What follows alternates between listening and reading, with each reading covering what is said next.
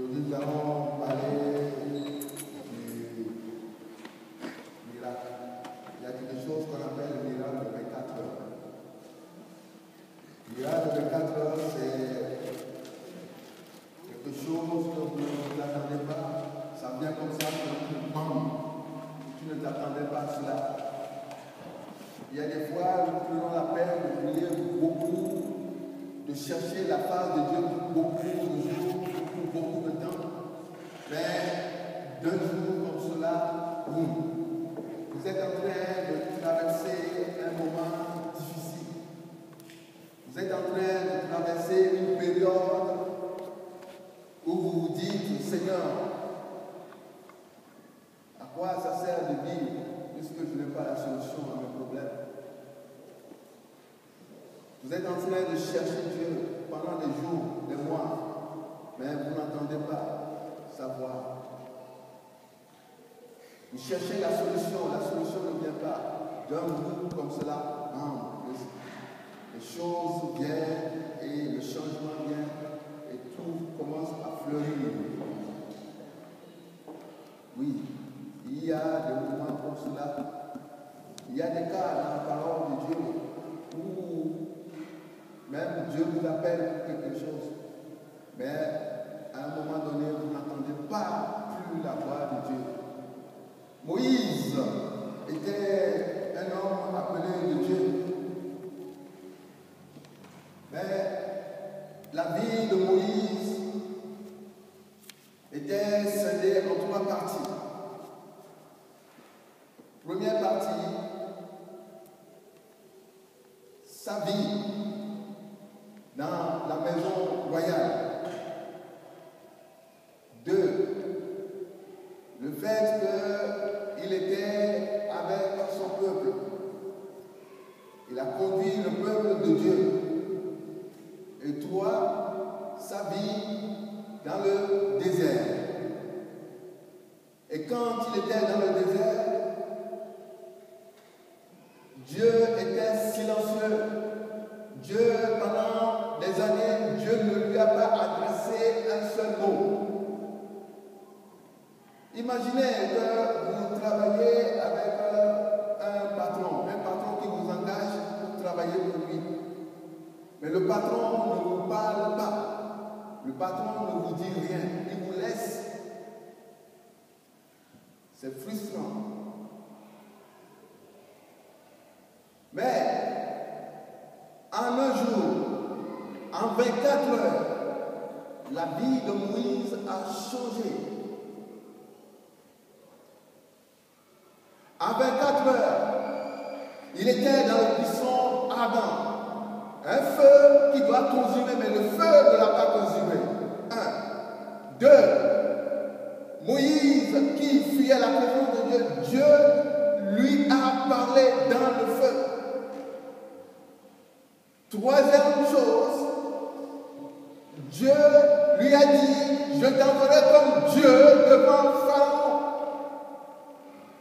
Et autre chose qui s'est passée encore dans la vie de Moïse, avant qu'il n'aille devant Pharaon, Moïse a dit, je ne sais pas parler, je ne sais pas dire quoi que ce soit, je suis un enfant, je bégaye. Dieu a dit, non, ça ce n'est pas difficile, puisque c'est moi qui t'envoie. En 24 heures, Dieu lui a donné la voix, Dieu lui a donné la parole pour se présenter devant Pharaon. En moins de 24 heures, la vie de Moïse a changé. Il était aussi un homme qu'on appelle Joseph. Joseph, quand Dieu lui avait parlé dans le songe, Dieu lui avait dit que le soleil, la lune et les étoiles se courberont à tes pieds. Ce qui veut dire que ses frères, sa famille seront à ses genoux. Mais le temps passe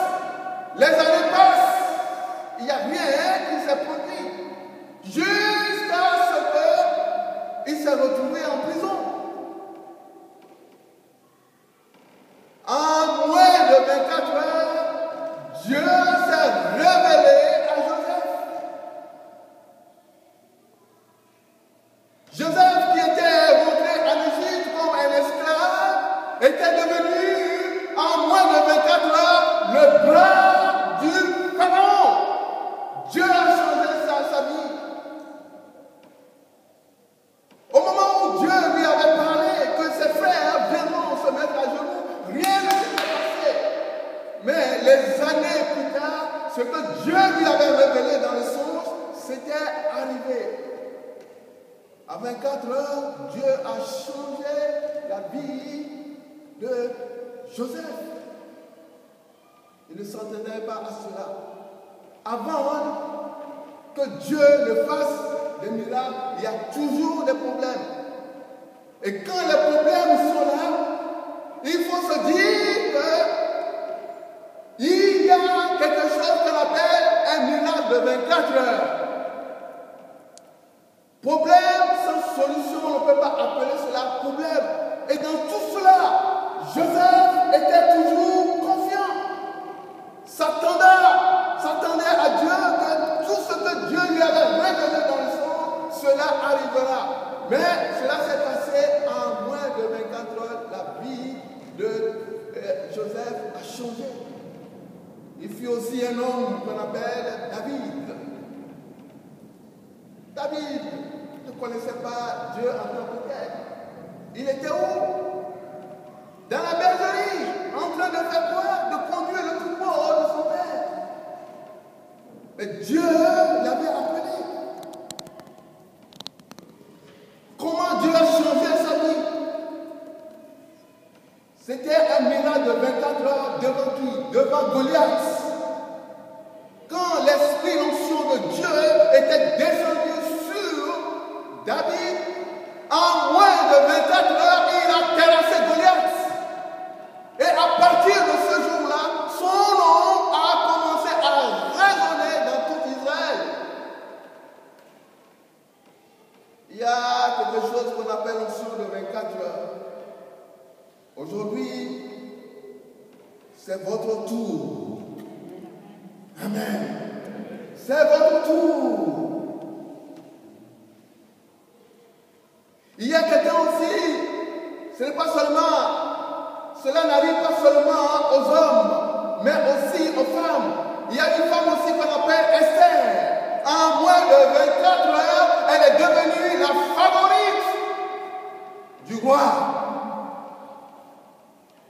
Je vous dis, cet après-midi, en moins de 24 heures, vous allez devenir la favorite de Dieu.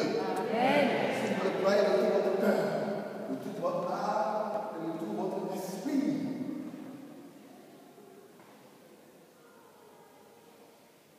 Il y a une cinquième personne. Cette cinquième personne, c'est vous. Amen. Cette cinquième personne que je vais citer devant le trône de grâce cet après-midi, cette cinquième personne où on parlera d'elle, c'est vous. Alléluia. Amen. Amen. Je vais vous conduire dans le livre de 2 Samuel. 2 Samuel.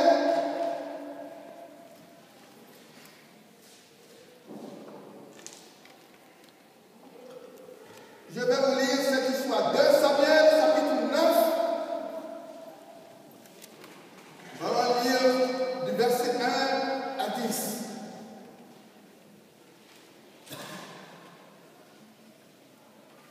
Si vous y êtes, allons-y.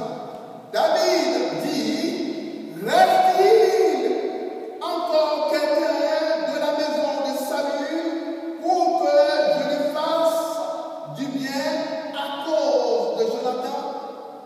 Il y avait un serviteur de la maison de Saül nommé Siba, que l'on fit venir auprès de David.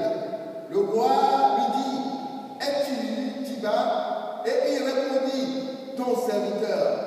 Le roi lui dit, y a-t-il plus personne de la maison de Saül pour que juge envers lui de la bonté de Dieu? Siba répondit au roi, il y a encore un fils de Jonathan perdu des pieds. Le roi lui dit, où est-il? Siba répondit au roi, il est dans la maison de Makir, fils d'Amiel à Lodébar. Le roi David l'envoya chercher dans la maison de Makir, fils d'Amiel et Lodébar. Et Méphibosheth, fils de Jonathan, fils de Saül, vint auprès de David, tomba sur sa face et se prosterna. David dit, Méphibosheth, et il répondit, voici mon serviteur.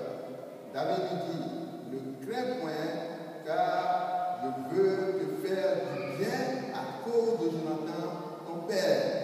Je te rendrai toutes les terres de Saül, ton père, et tu mangeras toujours à ma table. Et il se prosterna et dit, qu'est ton serviteur pour que tu regardes un chien mort tel que moi? Le roi appela Siba, serviteur de Saül, et lui dit, je te donne au fils de ton maître tout ce qui appartenait à Saül et à toute sa maison. Tu cultiveras pour lui les terres, toi, les fils et les serviteurs, et tu feras des récoltes afin que le fils de ton maître ait du pain à manger. Et Méphibosheth, fils de ton maître, mangea toujours à ma table. Or, Siba avait 15 fils et 25 serviteurs. On va s'arrêter là.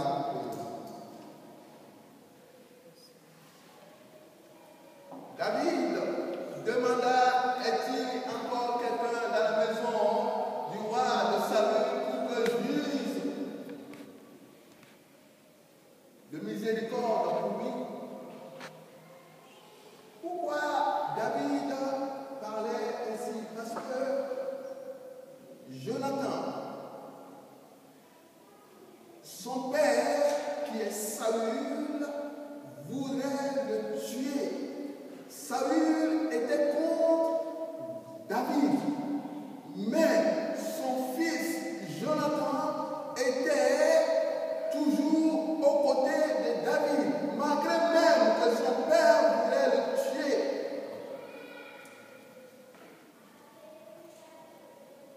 David a vu tout cela. Maintenant que Saül n'est plus, il veut puiser de confiance, il veut puiser de grâce envers le fils de Jonathan. Et entre-temps aussi, Jonathan était mort. Mais, vous savez, je vais vous dire quelque chose. Tout le bien que vous faites à Dieu, non seulement Dieu vous le rendra, mais il le rendra aussi à vos filles, à vos fils, à vos petits-enfants et vos arrière-petits-enfants. Amen. Je vous encourage à servir Dieu. La grâce qui est sur votre vie, cette grâce descendra aussi sur vos enfants. Vos enfants sont sous vos parapluies. Même s'ils ne le reconnaissent pas aujourd'hui, même qu'ils ne le savent pas aujourd'hui, tôt ou tard, ils le sauront. Tous les biens que vous faites à Dieu, Dieu vous le récompensera. À vous et à vos générations. C'est le même Dieu aussi qui punit aussi, non seulement les parents, mais aussi les petits-enfants et les petits-enfants. Alléluia. Dieu va vous faire du bien et fera du bien aussi à vos enfants. Alléluia. Amen. Amen. Amen. Alléluia. Qui est Méphibosheth? L'histoire de Méphibosheth est intéressante. Méphibosheth, son père s'appelle Jonathan. Son grand-père s'appelle Saül. Son père était roi. Et Jonathan était quoi? Était un prince. Quand Saül, il avait fait la guerre. Les gens qui étaient contre lui, ils sont venus, ils l'ont tué. Ils sont venus aussi, ils l'ont tué aussi. Jonathan aussi était mort. Non seulement ils ont tué Saül et Jonathan qui étaient morts dans le monde de Gilboa, mais ceux qui ont tué Saül et Jonathan, ils veulent aussi tuer ses enfants pour qu'un jour, personne ne vienne, aucun de ses enfants ne vienne réclamer le trône. Ils veulent vraiment liquider la famille du père jusqu'aux petits-enfants, afin qu'aucun de la famille ne reste. Mais Dieu ne l'a pas voulu. C'est ainsi qu'ils sont rentrés dans la maison de Jonathan pour tuer tout ce qui appartenait à la maison de Jonathan. Mais Méphibosheth était avec sa nourrice. Quand les gens étaient rentrés, ils ont commencé à tuer les gens dans le palais. Et sa nourrice l'avait pris par le bras.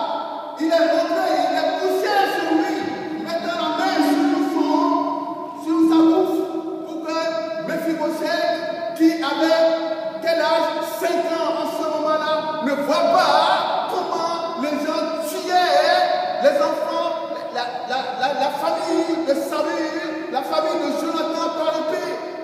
Il ne voulait pas que Méphibosheth voit toutes ces choses. Il a cassé, il s'est couché sur lui. Il a mis la main sur lui, main sur son visage, une autre main sur sa bouche, afin que Méphibosheth ne voit pas toutes ces choses. Et quand ces malfaiteurs, quand ces tueurs sont partis, elle était sortie avec Méphibosheth dans la rue, en courant. C'est en courant que Méphibosheth est tombé du bras de sa nourrice.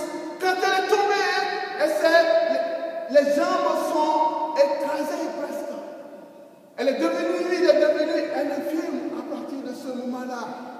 C'est pour cela qu'il est dit que Méphibosheth avait perdu les pieds. Regardez un peu dans l'histoire. Je vous encourage, c'est une histoire très intéressante. Je vous encourage à le lire à la maison, mais nous allons voir juste la petite trait ici. Regardez, on tourne un peu la page, un peu en arrière.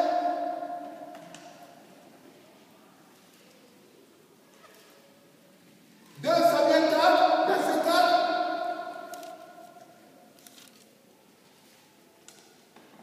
Il dit que Jonathan, fils de Saül, avait un fils perdu des pieds et âgé de 5 ans lorsqu'il arriva de Jézèle la nouvelle de la mort de Saül et de Jonathan. Sa nourrice le prit et s'enfuit. Et comme elle précipitait sa fuite, il tomba et resta boiteux. Son nom était Méphibosheth. Méphibosheth veut dire la honte. Méphibosheth avait 2 problèmes à l'époque.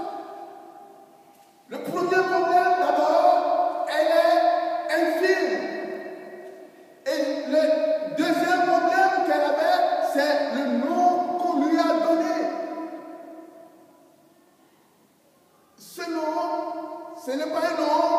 Admettons que vous ayez un enfant, vous lui avez donné un nom qui va lui faire honte. Et durant la vie de votre enfant, ce nom le poursuivra partout. Méphibosheth il était croisé par ces 2 problèmes. Mais la grâce de Dieu est sur Méphibosheth. Alléluia. La grâce de Dieu est sur lui. Non seulement qu'il était infirme, mais le nom qu'on lui a donné, c'est un mauvais nom. Oh, alléluia. Alléluia. Alléluia.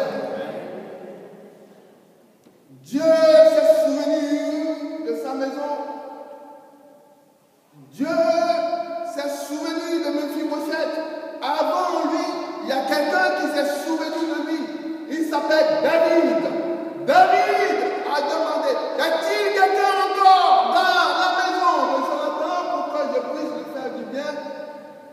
Oui, il y a quelqu'un dans l'affaire de Méphibosheth.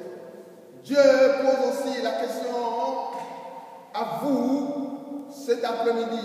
Il y a quelqu'un ici dans l'église Jésus est vivant pour que je lui fasse du bien à cause de votre pasteur Jean Brousse. Y a-t-il quelqu'un? Y a-t-il quelqu'un? Y a-t-il quelqu'un? Y a-t-il quelqu'un? Y a-t-il quelqu'un? Dieu va vous faire du bien à cause de moi. Alléluia! Alléluia! Alléluia! Mais il y a quelque chose qui s'est passé dans cette histoire. Regardons un peu, avant que les miracles ne commencent à se produire dans votre vie. Il y a certaines choses qu'il faut faire. Regardez. Retournons.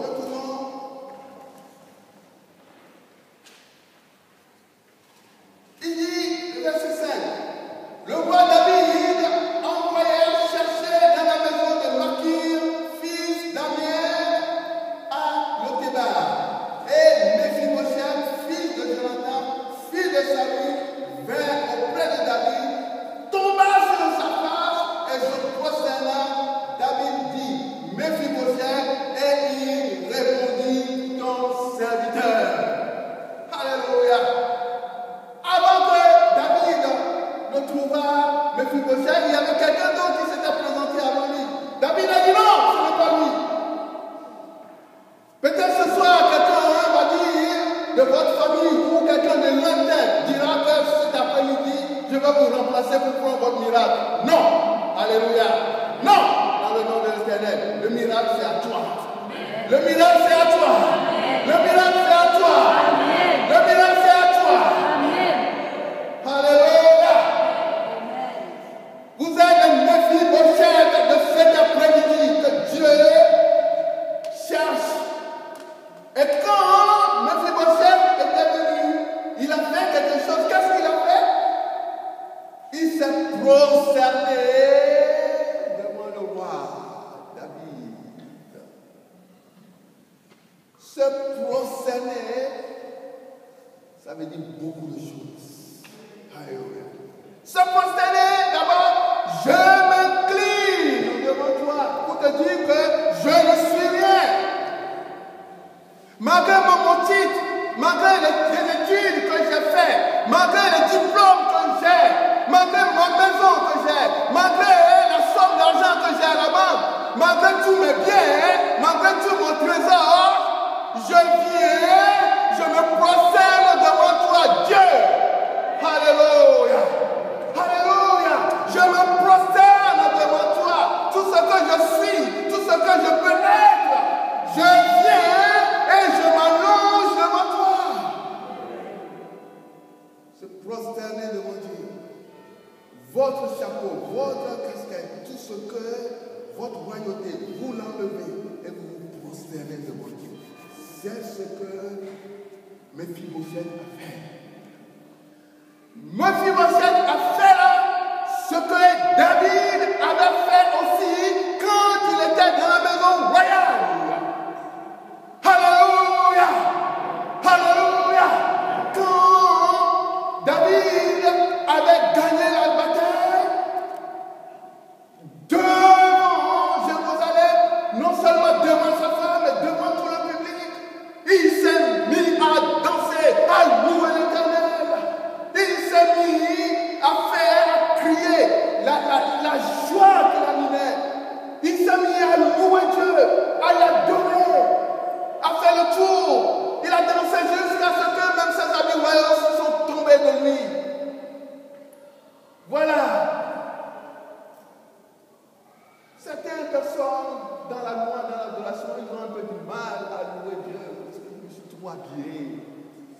Oh, quand si je fais ça, que diront les autres de moi? Qu'est-ce qu'ils vont dire? Regardez-moi, je suis bien cravaté. Regardez ma jupe, regardez comment je suis bien habillé. Avec le chapeau, avec tout, moi je suis. Oh, je vais commencer à danser maintenant. Peut-être mon chapeau va danser, va tomber. Ou peut-être oh Seigneur Jésus, que Dieu nous vienne.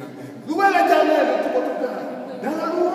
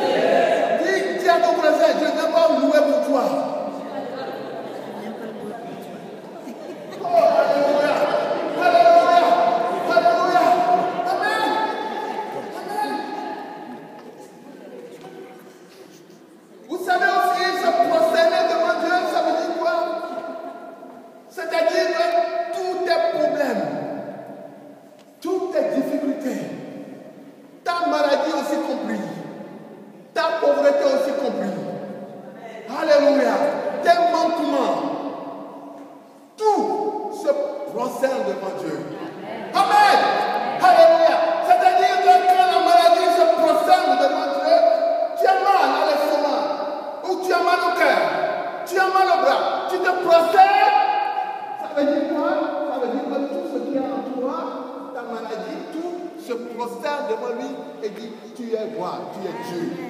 Tu règnes, tu règnes, tu règnes sur ma maladie, tu règnes sur ma pauvreté, tu règnes sur mes problèmes, tu règnes sur mes difficultés. Alléluia. Mes problèmes, mes difficultés reconnaissent que tu es Dieu. Ma maladie reconnaît que tu es Dieu. Mes manquements reconnaissent que tu es Dieu. Alléluia. Alléluia.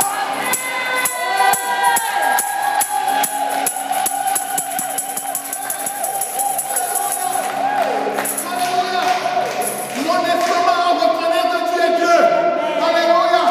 Amen. Mes poumons reconnaissent que tu es Dieu. Mon corps reconnaît que tu es Dieu. Alléluia. Tout ce qui est en moi se prosterne devant toi et reconnaît que tu es le Dieu et le Seigneur de Seigneurs. Alléluia. Alléluia. Vous vous prosternez devant Dieu. Vous vous relevez. On n'est plus la même personne. Le changement s'est opéré au moment où Dieu te touche. Amen. Amen. Amen. Amen. Des fois, quand nous prions pour certains tombent. Quand ils tombent, c'est aussi la solution que tout ce qui est en toi se prosterne devant Dieu, la gloire à Dieu. Alléluia.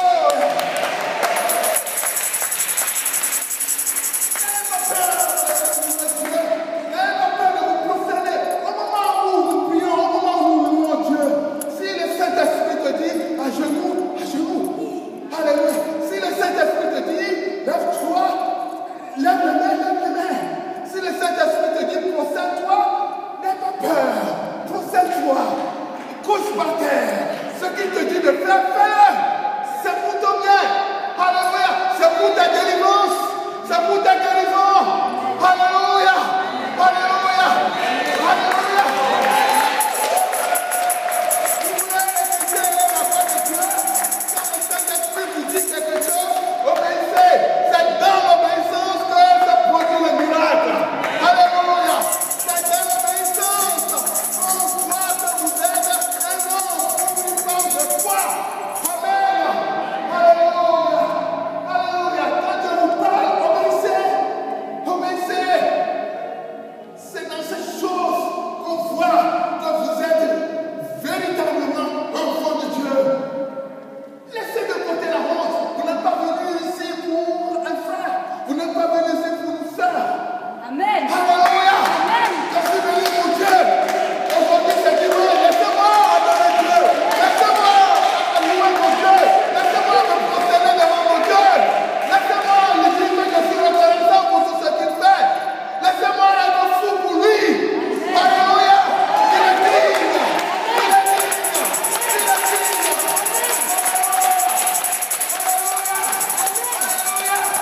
Alléluia. Je préfère être fou pour Dieu que d'être fou pour tout le monde. Mon Dieu est digne. Alléluia. Il est magnifique. Il est magnifique.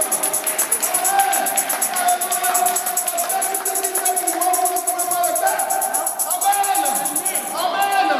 Amen.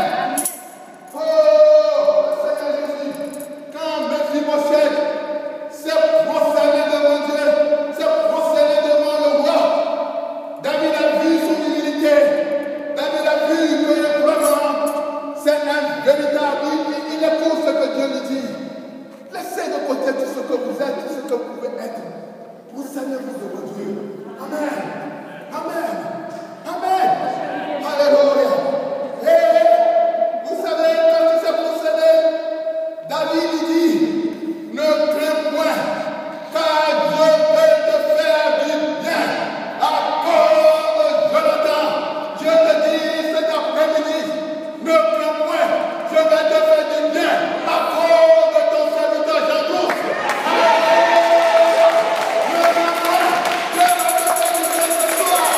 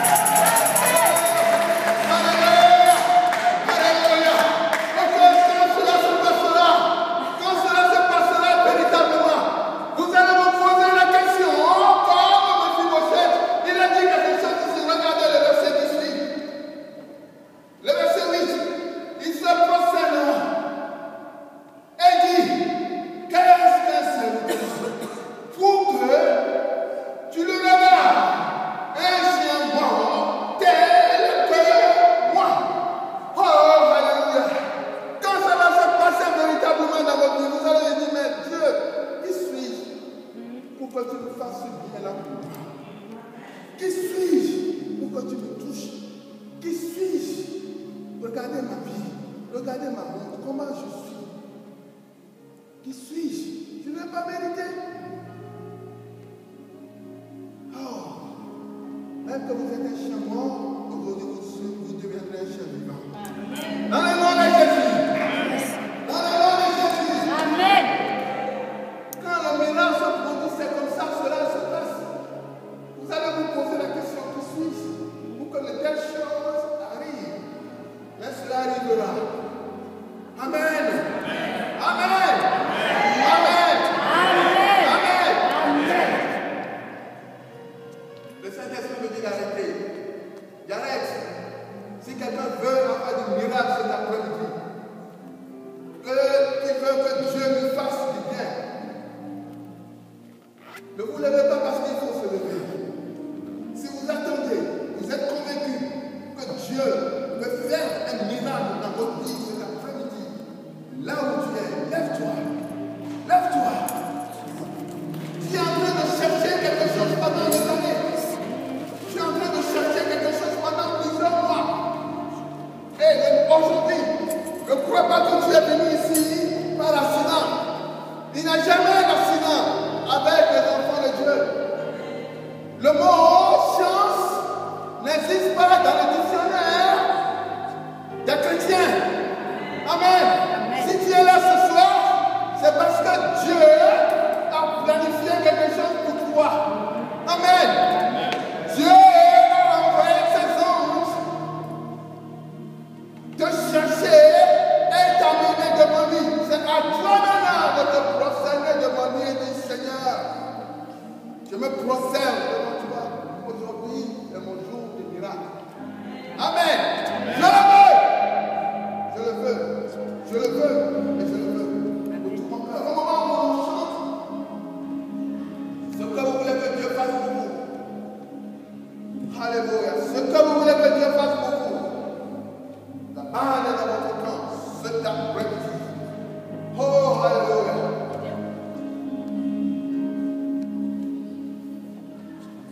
Alléluia.